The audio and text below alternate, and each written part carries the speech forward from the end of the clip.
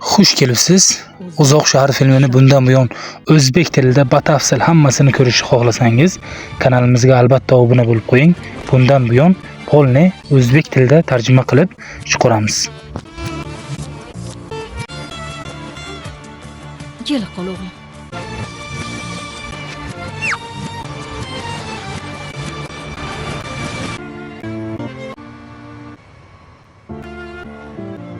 Oyi, dadamni nega bu yerga olib keldik?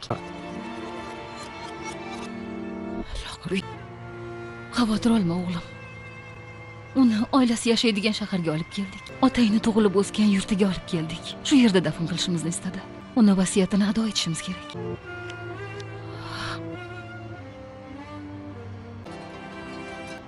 Aytingchi, bu yerda yozilishicha Bo'ron Albora avtohalokatda vafot etgan ekan. Mashinani siz boshqarganmidingiz? Ha, qarshimizdan kelayotgan mashina bilan to'qnashib ketdik.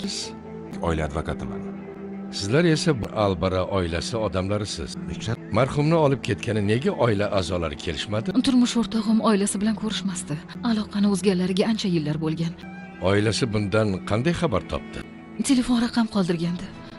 Uzoq telefon qilgandi. Ukasi Jihan Albora javob berdi. Mashinaga chiqing. Erol Bey, bu odamlar kim? Albora oilasi odamlari. Yigitlarga ayt, bu ayoldan ko'z uzishmasin. Aytganingdek bo'ladi.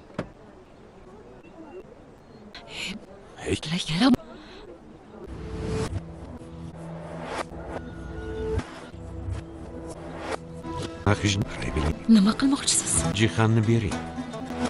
Voy, Tinchlan. Ortimdan yuring.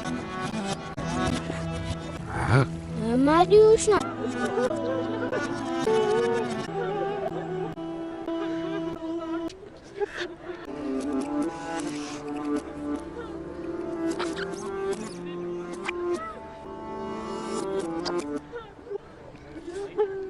Siz kimsiz?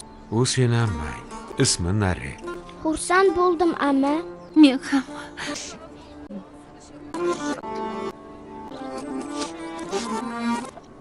Oyim ichkarida sizlarni kutyapti.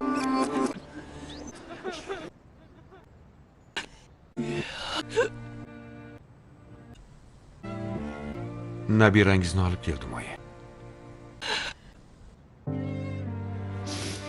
Shu ko'zlaringga qurbon bo'lay. Bo'ronim ketmasa sen kelmasmiding?